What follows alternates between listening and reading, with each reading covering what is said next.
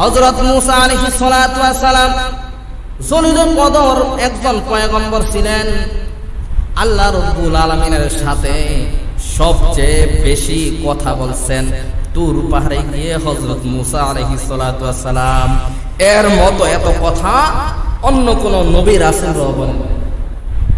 কুরআনে কারীমের মধ্যে মুসা নবীর আলোচনা অনেক আসছে। আর আমার নবী হযরত মুহাম্মদ সাল্লাল্লাহু আলাইহি সাল্লাম তিনি এত বড় শানওয়ালা মানওয়ালা নবী, গোটা 30 পারা কোরআন শরীফটা হইল আমার নবীর চরিত্র। বলেন সুবহানাল্লাহ।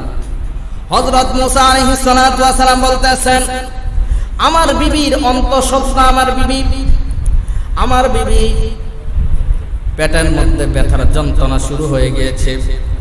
আমি আগুন আনার জন্য জঙ্গলের দিকে আমি বাইরে হয়ে গেলাম। যাইতে যাইতে যখন তুর পাহাড়ের মধ্যে চলে গেলাম, আল্লাহ রাব্বুল আলামিন তুর পাহাড়ের মধ্যে আমি মুসাকে আল্লাহ রাব্বুল আলামিন কিতাব দান করছেন। আল্লাহ রাব্বুল আলামিন আমাকে নবুয়তি দান করছেন, কিতাব দান করছেন তুর পাহাড়ের মধ্যে। সুবহানাল্লাহ। মুসা নবী বলেন, আমি নবুয়তির দায়িত্ব পেয়ে আমি কিতাব পাওয়ার পর আমার বিবিকে যে আমি জঙ্গলার মধ্যে রেখে আসছি, আমি যে আগুন নেওয়ার জন্য তুর পাহাড়ের মধ্যে আসছি, আমি আমার বিবির কথা ভুলে গেছি। আল্লাহ রাব্বুল আলামিনকে বলে, হে আল্লাহ, বিবিকে যে জঙ্গলার মধ্যে রেখে আসলাম, জঙ্গলার মধ্যে তো বড় বড় বাঘ আছে, আর আমার বিবি তো অন্তঃসত্ত্বা, না জানি বিবির অবস্থা কেমন, কি খেয়েছে, কি অবস্থায় আছে আমি জানি না। আল্লাহর পয়গম্বর হযরত মুসা আলাইহিস সালাতু ওয়াস সালাম চিন্তা করতেছে যে তার বিবি জঙ্গলের মধ্যে কি খেয়েছে। এই চিন্তা হযরত মুসা আলাইহিস সালাতু ওয়াস সালাম বিবির খাবারের চিন্তা করতেছে। কিসের চিন্তা করতেছে বলেন? বিবির খাবারের চিন্তা করতেছে, বিবির রিজিকের চিন্তা করতেছে। অথচ আল্লাহ রাব্বুল আলামিন বলেন, ওমা মিন দাবাতিন ফিল আরদি ইল্লা আলাল্লাহি রিজকুহা। আমি আল্লাহ রাব্বুল আলামিন জমিনবাসী আসমানবাসী সকলের রিজিক আমি আল্লাহ তাআলা ব্যবস্থা করি। অথচ মুসা আলাইহিস সালাতু ওয়াস সালাম তার বিবির রিজিকের চিন্তা করতেছে। আল্লাহ রাব্বুল আলামিন মুসাকে বলেন, হে মুসা, সমুদ্রের পাড়ি দাও। সমুদ্রের পাড়ি দিয়ে মুসা আলাইহিস সালাতু ওয়াস সালাম যখন হাঁটতেছে, হাঁটার পরে মুসা আলাইহিস সালাতু ওয়াস সালাম দেখলেন তার সামনে বিশাল বড় একটা পাথর। আল্লাহ রাব্বুল আলামিন মুসা আলাইহিস সালাতু ওয়াস সালামকে বললেন, হে মুসা, তোমার হাতের মধ্যে যে লাঠি আছে, এই লাঠি দ্বারা তুমি পাহাড়ের মধ্যে, এই লাঠি দ্বারা তুমি পাথরের মধ্যে আঘাত করো। হযরত মুসা আলাইহিস সালাতু ওয়াস সালাম আল্লাহ রাব্বুল আলামিনের অর্ডার পাওয়ার পর মুসা আলাইহিস সালাতু ওয়াস সালাম তার লাঠি দ্বারা এমনি ভাবে পাথরের মধ্যে একটা বাড়ি দিল। বাড়ি দেওয়ার সঙ্গে সঙ্গে ওই পাথর থেকে সুন্দর একটা দ্বিতীয় নাম্বার একটা পাথর বাড়ি আসে। বলেন সুবহানাল্লাহ। প্রথম পাথর বাড়িটা ভাঙছে, ওটার ভিতরে আরেকটা সুন্দর পাথর বেরিয়ে আসে। এরপরে আল্লাহ রাব্বুল আলামিন বলেন, ও মুসা, এই পাথরটাকে তুমি বাড়ি মারো। হযরত মুসা আলাইহিস সালাতু ওয়াস সালাম তার লাঠি দ্বারা এই পাথরের মধ্যে আঘাত করলেন, সঙ্গে সঙ্গে আরেকটা পাথর বেরিয়ে আসলো। সুবহানাল্লাহ। এরপরে মুসা আলাইহিস সালাতু ওয়াস সালামকে বললেন, হে মুসা, এই পাথরটার মধ্যে তুমি আরেকটা বাড়ি মারো। হযরত মুসা আলাইহিস সালাতু ওয়াস সালাম একটা পাথর ভাঙে, ওর ভিতরে আরেকটা ভালো পাথর। এরপরে আরেকটা পাথর ভাঙে, ওর ভিতরে আরেকটা ভালো পাথর।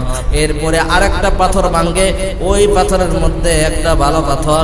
এরপরে মুসা আলাইহিস সালাতু ওয়াস সালাম আল্লাহ রাব্বুল আলামিনের হুকুমে আরেকটা পাথর যখন ভাঙলো, মুসা আলাইহিস সালাতু ওয়াস সালাম দেখতেছে ওই পাথরের মধ্যে ছোট একটা পিঁপড়া, সে খাবার নিয়ে পাথরের মধ্যে বসে রয়েছে।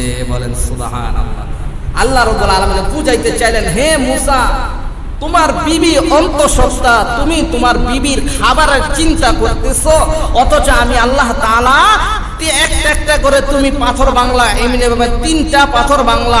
তৃতীয় নম্বর পাথরের ভিতরে যে একটা পিঁপড়া তার মুখে খাবার নিয়ে বসে রয়েছে, ওই পিঁপড়ার রিজিকের দায়িত্ব, ওই পিঁপড়ার খাবার পৌঁছানোর মালিক একমাত্র আমি আল্লাহ তাআলা। বলেন সুবহানাল্লাহ। ওই ছোট পিঁপড়াটা হযরত মুসা আলাইহিস সালাতু ওয়াস সালামের সাথে ওই ছোট পিঁপড়াটা মুসা আলাইহিস সালাতু ওয়াস সালামের সাথে কথা বলতেছে। ছোট পিঁপড়াটা মুসা আলাইহিস সালাতু ওয়াস সালামকে বলে, সুবহানা মাইয়ারানি, ও আল্লাহর পয়গম্বর, আমার আল্লাহ তাআলা পবিত্র, এমন পবিত্র আমার আল্লাহ তাআলা, আমি যে এই পাথরের নিচে বৈশা খাবার খাইতেছি, আমি যে চলাফেরা করতেছি, আমার আল্লাহ রাব্বুল আলামিন আমার হাঁটা চলাগুলো দেখতেছেন। বলেন সুবহানাল্লাহ।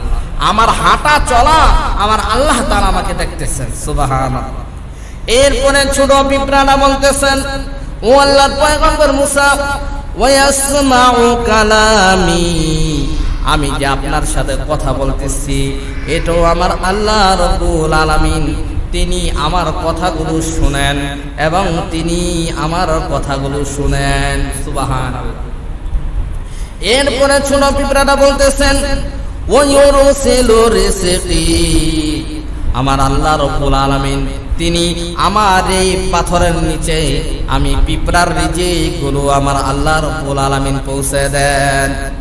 এরপরে পিঁপড়া বলে, ওয়ায়াযকুরুনি, আমার আল্লাহ রাব্বুল আলামিন আমাকে স্মরণ করেন, আমার আল্লাহ রাব্বুল আলামিন তিনি আমার কথা আলোচনা করেন। সুবহানাল্লাহ। এরপরে পিঁপড়া বলতেছেন, ওয়ালা ইয়ামসানি, আমার আল্লাহ তাআলা এক মুহূর্তের জন্য আমি পিঁপড়াকে ভুলে যায় না। বলেন সুবহানাল্লাহ। তাহলে পেয়ারা হাজরিন, চিন্তা করেন যে আল্লাহ তাআলা এক এক করে তিনটা পাথরের ভিতরে যেই পিঁপড়াটা খাবার নিয়ে বসে বসে খাবার খাইতেছে, ওই পিঁপড়ার রিজিকের দায়িত্ব যদি আল্লাহ তাআলা নিয়ে থাকে, আল্লাহ তাআলা পৌঁছায়, তাহলে কি এই আল্লাহ তাআলা আপনার আমার রিজিকের দায়িত্ব পৌঁছানোর ক্ষমতা রাখেন কি রাখেন না? জোরে বলেন, রাখেন না? অবশ্যই রাখেন। এই কারণে পেয়ারা হাজরিন, রিজিকের দায়িত্ব একমাত্র আল্লাহ তাআলা। কার? বলেন আল্লাহ তাআলা। বান্দা কি খাইবে, কি করবে না করবে, সমস্ত কিছুর দায়িত্বের মালিককে। জুড়ে বলেন একমাত্র আল্লাহ।